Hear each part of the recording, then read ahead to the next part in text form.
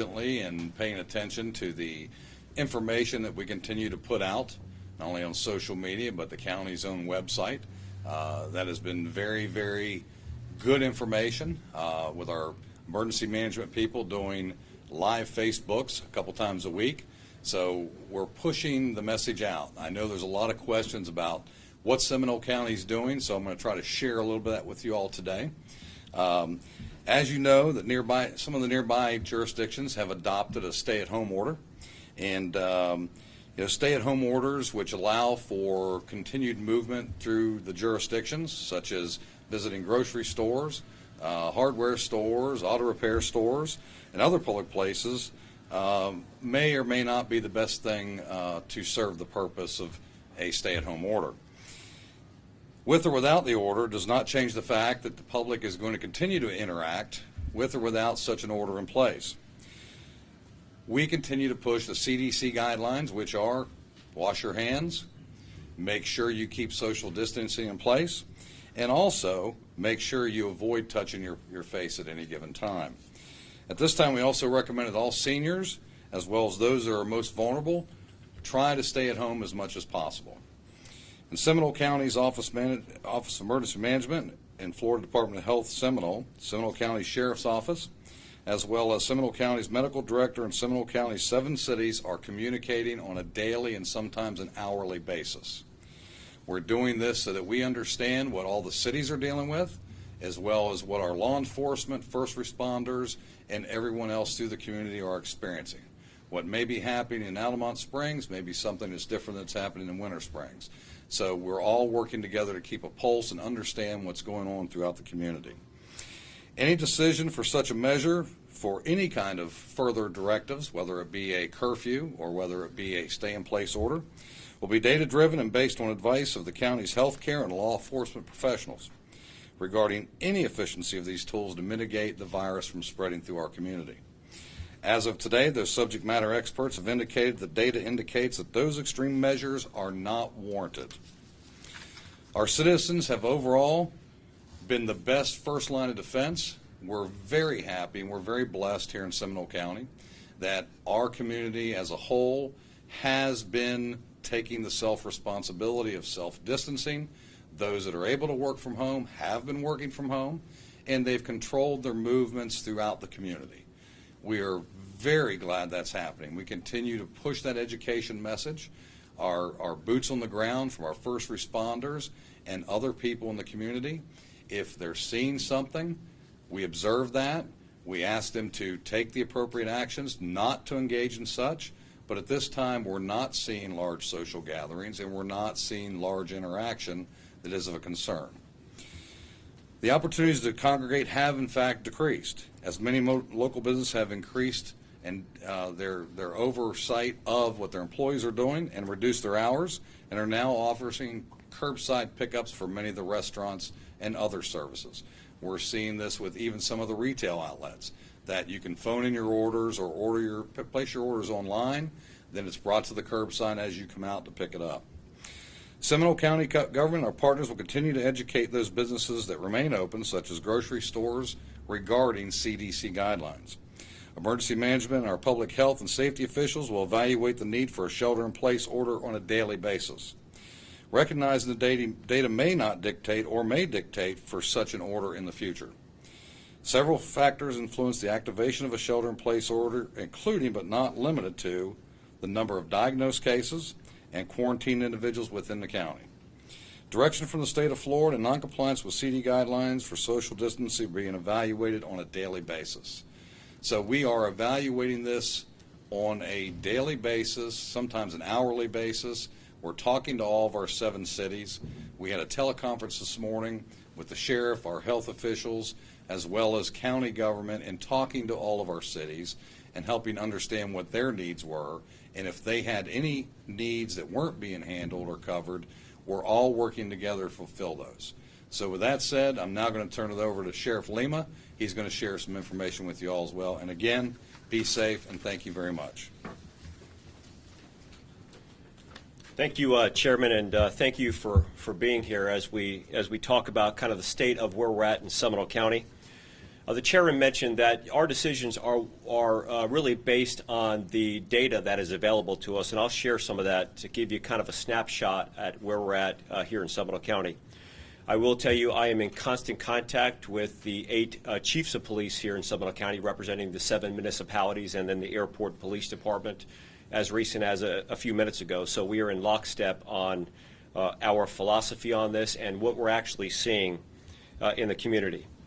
I think that the CDC guidelines is kind of really the gold standard when it comes to curbing the influence and the negative impact of this virus. And I'm incredibly proud of the citizens of Seminole County. They've clearly taken this emergency situation seriously. When we drive through the county, we see very few businesses that are open, and those that are open are typically closing at a much earlier hour. But there really hasn't been any calls for service that I'm aware of gathering or violating either the rules that were put in place by the governor's executive order or the recommendations that are put in place as CDC best practices. So let me kind of give you some of the data that we use to take these or make these decisions. First is going to be calls for service, which is a direct reflection of what is actually going on in the community. Calls for service are those calls that are received by our communication center. And in Seminole County alone, this is the unincorporated areas of Seminole County, there's been a 21% decrease per day in calls for service. That means 1/5 of the calls that were normally coming in prior to March 1st are no longer coming in. To put those in raw numbers for you, 1,000 calls on average per day has now been diminished to about 800 calls per day for unincorporated areas. If you take all of the municipalities combined, the 7 cities, there's also a 9% reduction in calls for service within those jurisdictions. And those numbers represent normally 1,640 calls for service per day has now been reduced down to 1,500 per day. Another interesting factor is look at the proactive activity of law enforcement, because proactive activity of law enforcement is usually a direct reflection of how active a community is. If there's more people out on the streets, more law enforcement officers are checking out with people who may appear suspicious. When there's more motorists on the roadway, there's potentially more traffic stops that are occurring. But in the past 25 days, there's been approximately a 30% reduction in proactive contacts with law enforcement. And if that number is not concerning enough, that is with all of our law enforcement agencies moving to maximum staffing abilities in our patrol functions, which for the sheriff's office alone means 25 or 30 additional deputy sheriffs that are out there on the road. There's just, quite frankly, not a whole lot going on, especially during our evening hours.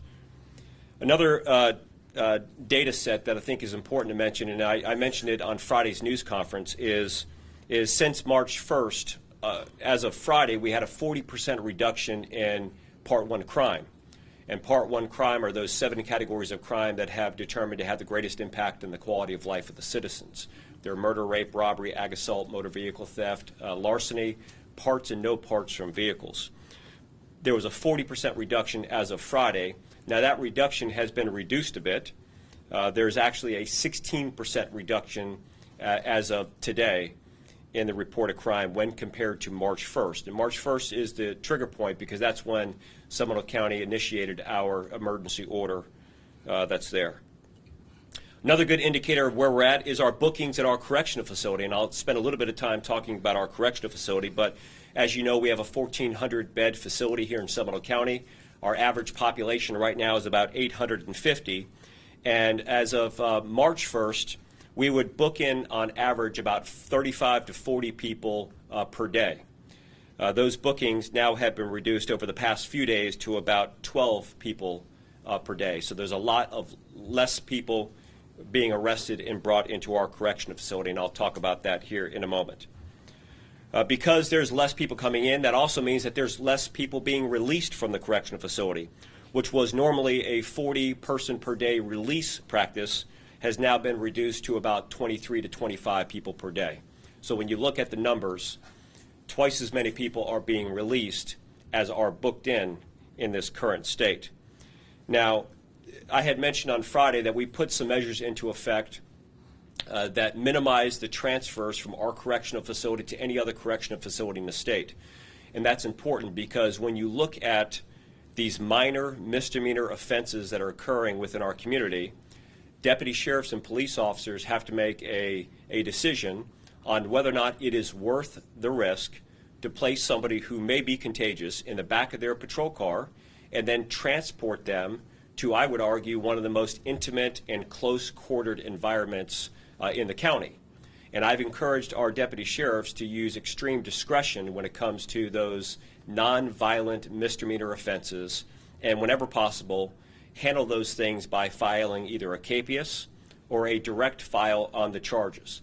That preserves the safety of our first responder, and it does not potentially risk the hazard of contaminating our correctional facility. I don't need to spend very long by talking about the hazards associated with new people coming in the back door through the sally port of our correctional facility and the challenges that brings on. When it comes to law enforcement, I said that extreme discretion is being used for these misdemeanor cases, these low-level violations, which quite frankly, more laws that are imposed by government means potentially more law violators. Many jurisdictions across the state have made it clear that their intent is not necessarily to enforce a law, but to educate the public. And at this point in time, I think that we've done a pretty good job with educating the public, and it makes, in my opinion, not good practical sense today to impose restrictions on a problem that does not yet exist in our community. We have to remember that Seminole County is a bedroom community. We don't have some of the challenges that are really brought on by major metropolitan areas. Most of our area, our landmass, is residential, and most of our commercial is restaurant and those things that support those various residential communities, which, by the way, most of them have been closed to any sit-down services, and most of them are just operating in takeout services. We're also very pleased that people are getting outside. I mean, they're going into the parks, and in our conversation with the mayors and managers of the various cities, and what we have here in Seminole County is people have been getting out, and they've been walking around, but they have not been commingling with other people who are not members of their family. So without question, I think that the best practice, and Donna's going to come up and talk about this a bit, is to try to minimize exposure to anybody who is not in your immediate family. Try to stay away, and if possible, try to impose your own restrictions to stay home as much as you possibly can. I have great faith and confidence in our citizens, and I think that up until this point, that's exactly what is being done. With that, I will say that I am not opposed to advocating for more restrictive measures should the need arise. If we go out there and we see people gathering in large open spaces, and this becomes difficult to control, the Seminole County Policy Board will come together and think about ways to have more restrictive actions put in place to make sure that we're doing the best we can for our community. Again, when it comes to enforcement of this thing, I don't know that the ends would justify the means. I don't know that taking somebody for violating an order that would restrict their exposure to others, putting them in the back of a patrol car, driving them to a correctional facility, serves the intended purpose in the first place. But like the chairman said, we're going to evaluate this thing every single hour and make determinations based upon what we're seeing. Some of the questions regarding bars and restaurants and gyms, although I think that we've received one complaint about a gym here in Seminole County, and representatives from DBPR, that's the Department of Business and Professional Regulation, is coming from Tallahassee to address that.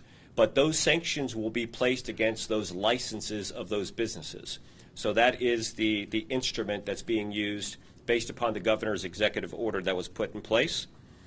When I go out there as a citizen, I will tell you that the area that brings me the greatest level of concern is our partners in the supermarkets and the groceries. And I think that what we're seeing inside the grocery stores are a symptom of another problem. And that problem is supply and demand. Not being able to get paper goods, not being able to purchase more than one package of meat at a time. And I find even myself, who was normally a one-day-a-week shopper, going into my local grocery 3 or 4 times a week, and sometimes multiple times per day with many other people. And I know that the leaders of these grocery chains is working with members of the sheriff's office and our chairman and our professionals here to do all that they can as quickly as they can to impose whatever safety mechanisms and procedures in place. I will say that if you're able to shop alone or leave your family members in the car, I think that cuts down on a lot of pedestrian traffic that's in the area. So with that, you've been working extremely hard. I mean, you're going full speed over there. We want to communicate with our public. We want to make sure that we're being as open and as transparent as possible. And sometimes people give feedback and they want to see us on a news conference every day. And the information is available out there. I think it's incredibly important that we don't sensationalize this, but all of our agencies are posting up-to-date and current information on Sheriff's Office website, Seminole County Government website, and all of the cities within Seminole County as well. So with that, I'm going to introduce the hardest working person in this epidemic, our Health Department Director, Donna Walsh. Thank you so much, Sheriff. And actually, here in Seminole, it is a team effort. We are, as he mentioned, very blessed that everyone works so well together. We could not do it alone. I just wanted to provide an update. I know we had a news conference last Friday, and I will reinforce some of the messages from that conference, but also give you an update. As expected, we have seen an increase in the number of positive cases reported to us here in Seminole County, but that is directly a factor of the increase in testing as well. You know, so far we have tested here in about 538 individuals. The state does produce a report twice daily to give us updates, and there is a dashboard available for anybody who wants to keep up with statewide, you know, how many cases are reported, how many tested, and so forth. Florida had a total of 2,355 positive cases as of 11:30 this morning reported, and 28 deaths. So far, no reports of deaths in Seminole County, thank goodness. In Seminole County, as of 11:30 this morning, we had 37 confirmed cases. And as we have done since the first case was reported to us, we continue to reach out to those cases. We do investigations. We look at close contacts to those individuals, and then we advise on isolation and quarantine. So the person who is identified as positive for coronavirus is advised to isolate for at least 14 days in place. And then those around them who may have been in close contact, whether it's family members, if it's somebody in the community that they had close contact with while they were symptomatic, then we advise those folks to quarantine for 14 days, and that means that they are asymptomatic. Now, if anybody who has been or is in quarantine develops symptoms, then they are asked to please contact us at the health department. We will facilitate their visit to their provider, hospital, even at the health department if they're uninsured or underinsured, again in partnership with True Health, to make sure that they're properly seen by a medical professional and provided a test as well if indicated. So we will continue to do that. And for the most part, you know, we have seen cooperation in our community, as Sheriff mentioned, as we talk to folks and advise them of the importance of isolation and quarantine so that they can protect those around them. So far in the state, there's been 23,741 negative results reported, and so far in the statewide, there's been 1,443 results pending. Those pending results are from our commercial laboratories and hospitals.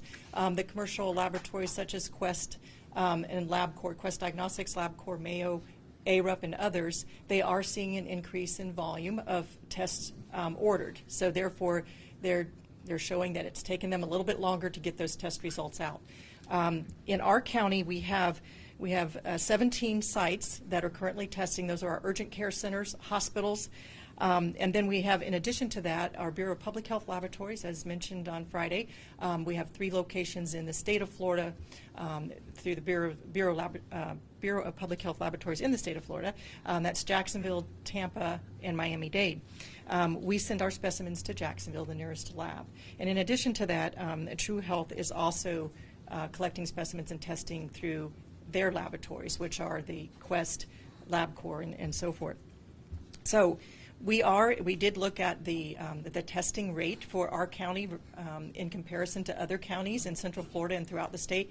And honestly, we are testing per 100,000 at least as much as, if not more, than some other counties. So we are certainly expanding the testing. We are currently following the CDC guidance of those folks who are more at risk, 65 years and older, our healthcare providers, our first responders, law enforcement, and fire rescue. So on March 24th, that was just this week, Governor DeSantis did issue Executive Order 20-83. He directed the state surgeon general and state health officer to issue a public health advisory. And that public health advisory does identify and strongly encourage those most at risk, as mentioned before, are those folks who are elderly with underlying health conditions, to please take precautions and isolate themselves. So the advisory, as I mentioned, 65 years or older, currently are advised to stay home for 14 days. And as mentioned many times here, as well as throughout the nation and globally, this is in an effort to bend that curve, if you will, to flatten that curve, so that it gives us an opportunity to make sure that our hospital systems and so forth are well equipped in the event that we do have the critically ill. Persons with certain underlying conditions, same thing. The advisory also asks, just as we're already seeing voluntarily, honestly, for businesses to reduce their capacity to about 50%, to encouraging them to telework as best they can, for those businesses that can, of course. And that's all in an effort to prevent the spread of this virus in our community. I know that I did mention on Friday that it is possible for people who are asymptomatic or mildly symptomatic to pass this virus on. The science doesn't show us exactly what the percentage of those folks are who can transmit the virus, but there is evidence that that is possible. So the best thing that we as a community can do to protect those who not only are most vulnerable, but our loved ones, our neighbors, our friends, is to stay home and only go out for essential needs. That's the most important thing that we as responsible citizens can do here in Seminole County. So some of those underlying conditions, as I mentioned before, include chronic lung disease, moderate to severe asthma, heart disease, immunosuppressed folks, HIV, AIDS, if you have cancer, leukemia, if you have severe obesity, diabetes, renal failure, and liver disease. Those are just some examples of what we consider underlying health conditions and those most vulnerable to developing complications from this infection. So we also encourage you to continue to practice the social distancing, and that is at least 6 feet or further apart from those that you may be around. As Sheriff mentioned, we are seeing in our communities, honestly, everywhere, as people are trying to get their needs met at the grocery store or supermarket. Sometimes there's crowding even before the doors open. So, we're actively trying to go out and message that to please have folks separate at least 6 feet. That certainly is not going to help the situation if people are gathering and crowding together to go to the grocery store. So we'll be making sure that we communicate that. That's already started, actually, and I know that Alan Harris will speak to that as well. I know Chairman mentioned that it's also very important that you not touch those areas of your face where there's potential entry of the virus, your nose, mouth, eyes, mucous membranes, in other words. We are still seeing that about 80 to 85% of people globally who are infected with this virus, they recover from it without any complications. So it is those most vulnerable that we're concerned about, and we need to protect those folks. The others, we have tested, of all the tests that we've performed, about 8 to 10% of the tests come out positive. So, I know there's a lot of testing going on, but what we're seeing right now is of all those folks who have been tested, who have respiratory symptoms consistent with coronavirus, about 8 to 10% of those tests are coming back positive.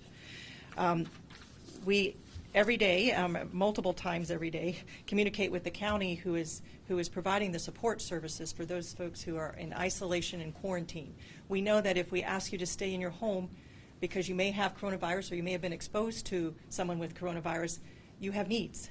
You need to eat, you need your medications. So without the county support, we would not be able to provide those services, and they have been extremely helpful in reaching out to people that we're following for 14 days to make sure those needs are met.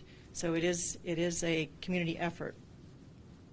We're also, the governor also issued on March 24th a request that anybody visiting from areas where there's widespread or substantial community spread, including New York, New Jersey, and Connecticut, that when they visit us, whether it's by plane, train, or vehicle, that they please quarantine for 14 days when they arrive here.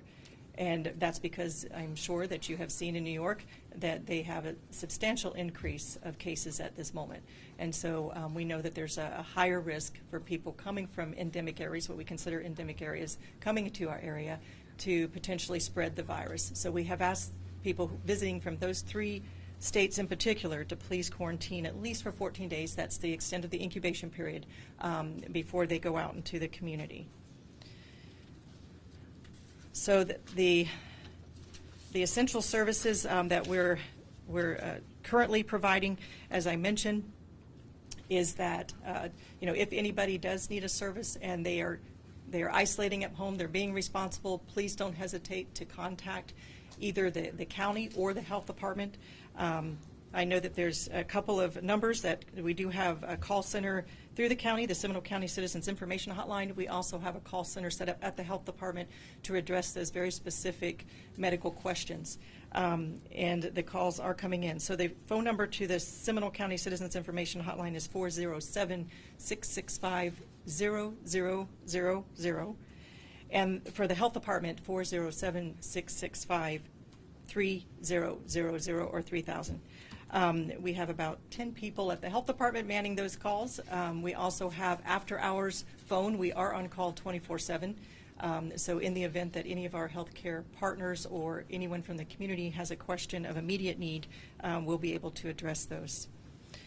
So I thank you for everyone's cooperation in keeping our community safe and healthy. And together we can get through this. This is just going to take a little while. We are, just like throughout the nation and the world, this is a new strain of a coronavirus. We are what you call a naive population. We don't have antibody built up like with flu. Season after season with flu, there is some protection there. But this is a completely new virus. And so we're all susceptible. We just need to continue to be responsible and protect those around us. With that, I would like to introduce Mr. Alan Harris. Thank you, Donna. Just a couple things. Of course, we've been active at the Emergency Operations Center since the first COVID-19 positive case was identified in Seminole County. Since then, we've been receiving information and requests from assisted living facilities and nursing homes requesting personal protective equipment. I'm very happy to report that we've had 6 semis so far of personal protective equipment coming into the Seminole County area. We've been able to fill a majority of the critical needs of the assisted living facilities, nursing homes, and hospitals. We have 17 left on the list, and all of those will be filled today. So that's very good news. The supplies are starting to come in, and we are starting to be able to fill those supplies. As Donna mentioned, we have been providing services like food, delivery of pharmaceuticals, so you don't have to leave your house to go to your local CVS or Walgreens or wherever your pharmacy is to get your insulin or heart medication or something like that, that we have people that will go get it for you and that will deliver it to you. Those individuals, the individuals in the EOC are calling the persons that are isolated and quarantined every day to make sure that they are okay. They're now getting the temperatures of those individuals to help the health department, and then we're providing those services. It is important to note, because I mentioned at the last press conference, this is not for everyone that has decided that they want to self-isolate at their home. This is for individuals that have been tested or have been told by the Florida Department of Health to isolate or quarantine in their home. So please don't call the Citizens Hotline if you've just decided that you want to self-isolate. It is just for people that are being mandated to self-isolate in their, or very strongly suggested to self-isolate in their home, and certainly for individuals that are positive with COVID-19. I am very happy to report that the regional testing site did open here in the Central Florida area. The regional testing site is at the Orange County Convention Center. It is a regional site, which means that it is for individuals, residents of Seminole County, Orange County, of course, Osceola, Lake, Brevard, and Volusia County. So you can go to the Orange County Convention Center. We had contact with them just a little bit ago. There is no wait at all in those lines, so you can go there. This is for individuals that are in the healthcare field or first responders. You do not have to have symptoms if you are a healthcare worker or first responder and would like to get tested. It is also for individuals that are 65 and older and have symptomology. So they did an amazing job yesterday keeping up with the flow, and it looks like they are doing an amazing job today because we just heard a report, no wait whatsoever at the regional testing site. And again, that is for Seminole County residents. We have had a few calls at the hotline, where is the Seminole County drive-through site? It would be impossible in this climate to have a drive-through site in every single county in the state of Florida. So they have established these regional sites for multiple counties to go to. Our Citizens Hotline, again, Donna mentioned that, but our Citizens Hotline is open now Monday through Sunday, so 7 days a week. It has English and Spanish speaking individuals there, so feel free to call into that Citizens Hotline. It is staffed by Florida Department of Health as well as emergency management personnel. The number again, 407-665-0000, 407-665-0000. We also encourage you to go to our social media sites. We have Facebook, Twitter, Instagram, Nextdoor, all the different sites. Please go to that for pertinent and critical information. Some of the information that is being spread on social media is not accurate information. So please go to a trusted governmental agency when getting your information. And of course, you can always follow us on our website at prepareseminole.org. Again, prepareseminole.org.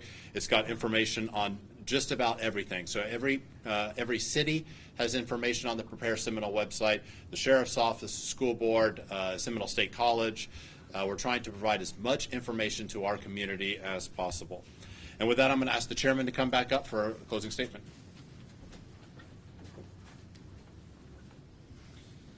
Again, we want to thank everybody for their attention in adhering to the CDC guidelines. We want to thank the media again for helping us get the message out. We've also had a lot of questions about, is the government open? So I wanted to make sure everybody understands that Seminole County Government remains open. We do not have and are not facilitating walk-in traffic. We are accommodating business online, as well as we have all the phones from all the different departments within the county are being manned. So if you have business with the county, all you have to do is call that particular department, or we also have that capability online. We've had a lot of questions about taxes.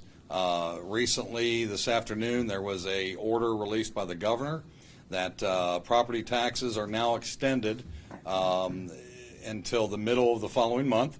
So instead of the end of March, it's now April 15th. I know we've had a lot of people showing up at the county wanting to pay their taxes. The building is closed, but you are able to contact, and at this point, the Winter Springs office of the tax collector remains open.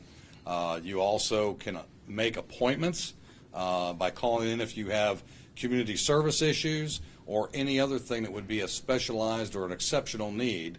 We have made the capability of our staff by appointment to interact on those special occasions. So I just want to assure you that these fine people who are working with us at the county, our 7 cities, government still continues. We're still operating to provide the public safety for all of our citizens.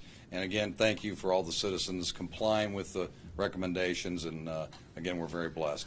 With that, if you have any questions for our folks, we'll be happy to take them. I want to ask the sheriff about the crime stuff real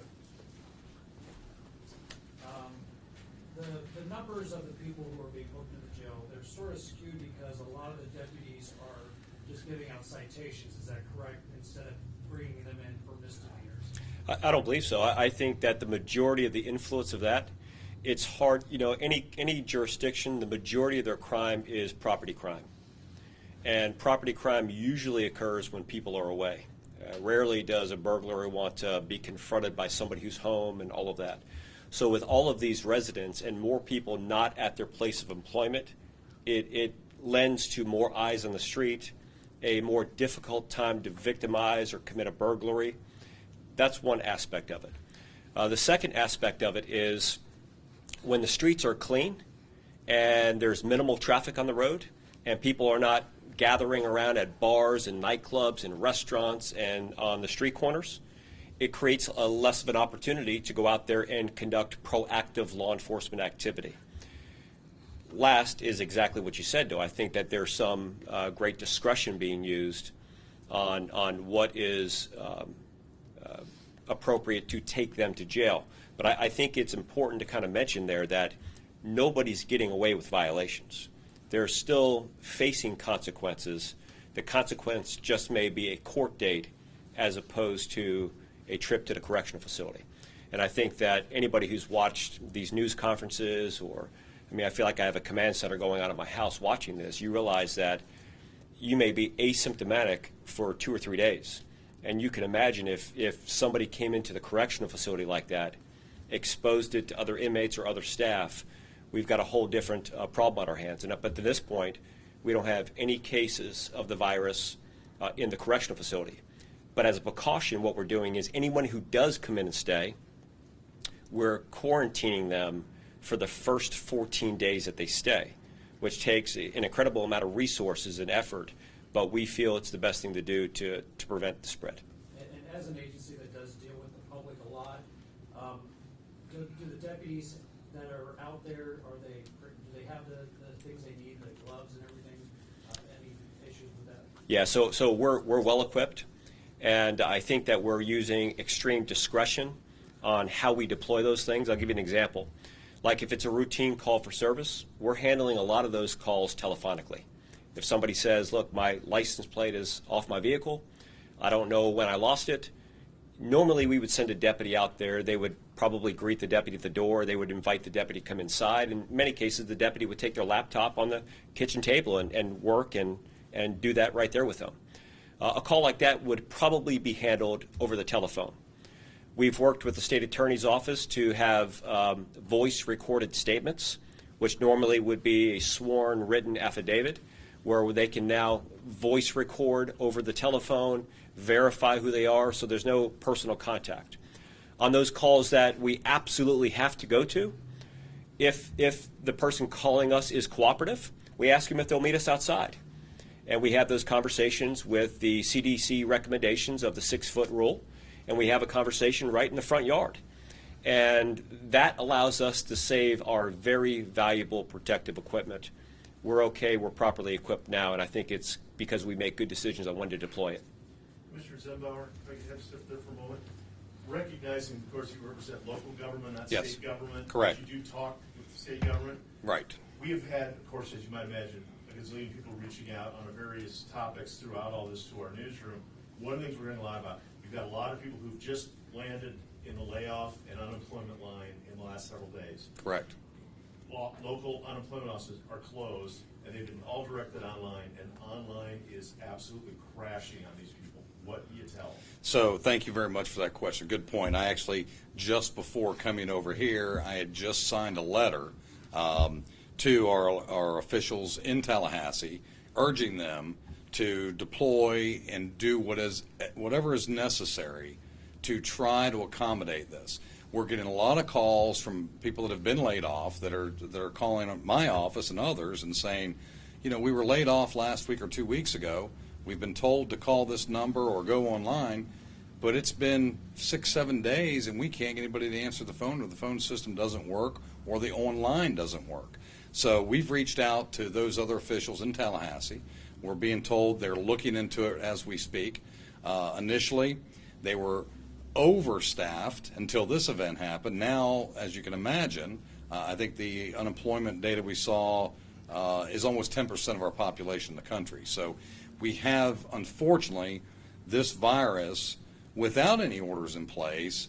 A byproduct of that is it's been very hard on the small business people as well as the employees. As you can imagine, hospitality workers, the restaurant workers, the nightclub workers, they're all unemployed for the most part right now. So it's certainly a problem. So we're trying to work with the federal and state people to make sure we can find some other means or improving that means to get it happening. So the message, unfortunately, right now is we're working on it? We're working on it. Local government has not any control over it. It's a state level.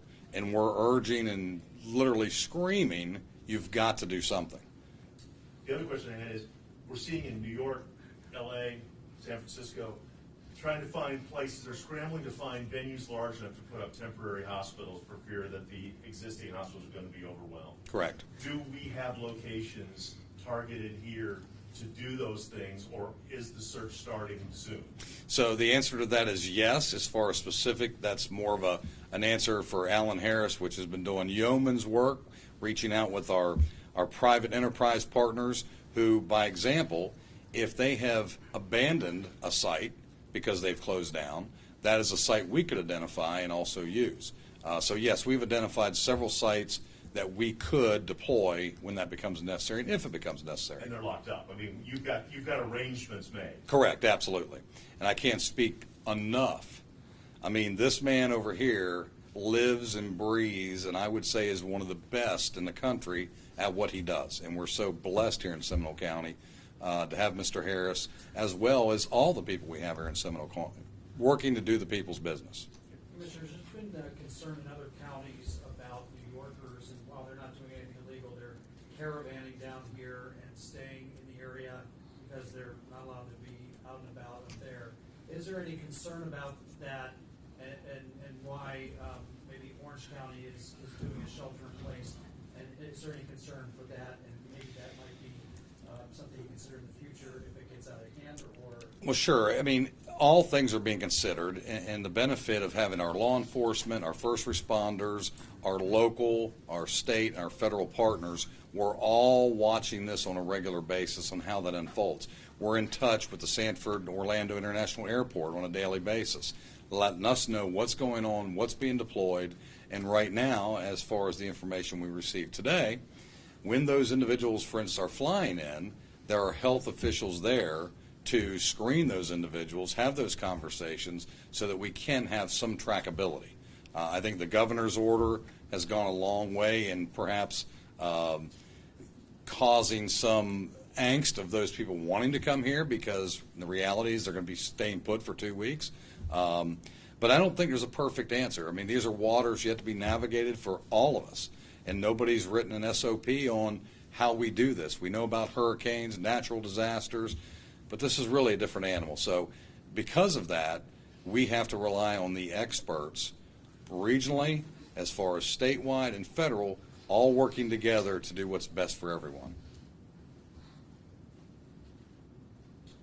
Playing off of Dave's thing, I was hearing that Wakaiba Island might be one of those sites. Is that true, Alan? Yeah, so we have been in contact today with everything that was deemed a non-essential business. That includes attractions, Wakaiba Island being one of those attractions, Central Florida Zoo, those are all closed in our county. Bowling alleys, those are all closed in Seminole County. Movie theaters, all closed in Seminole County. Retail, all following CDC guidance or doing curbside. So all museums are all closed in Seminole County. So all of the non-essential services that you're seeing on some of the executive orders and other states and other counties, we called every single one of them today, and most all of them are already closed. But is Wakaiba Island one of those places designated as we will help be one of those central locations that we do testing? For the alternate medical treatment site? Yes. So the state tasked the emergency management offices across every county across the state of Florida to identify alternate medical treatment sites. So those could be facilities that may have not opened yet, assisted living facility, nursing homes that may have closed down recently, medical surgical centers. There was a whole list. So we've identified 4 or 5. We're not putting that out right now because there's no one there yet. But those sites will be evaluated, and then the state, depending on, and with the Florida Department of Health and the local emergency management office, and we'll all get together and identify where we may need to open up a field hospital. Heaven forbid that ever is necessary. They want to have all the contingencies. In emergency management, we always plan for the worst. So even if a Category 1 hurricane is coming towards us, we in emergency management plan for a Category 5. And the same situation is occurring here.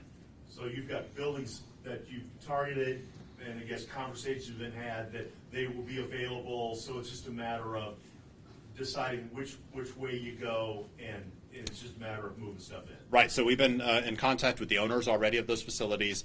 The facilities are at some level of preparedness. So some, a little bit of equipment would be needed, and it would become a field hospital. Some, a lot of equipment would be needed to be brought in. So, and various levels. So we're looking at a lot of those different things. But yeah, we've been in contact with all the owners, and we're pretty comfortable here in Seminole County as far as that goes. Okay, thank you all very much. Thanks.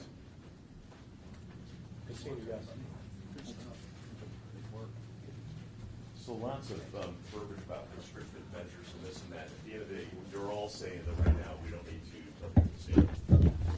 Well, I We're mean, not ready to order people to stay. right, there's no stay-at-home executive order. Wait, is it off?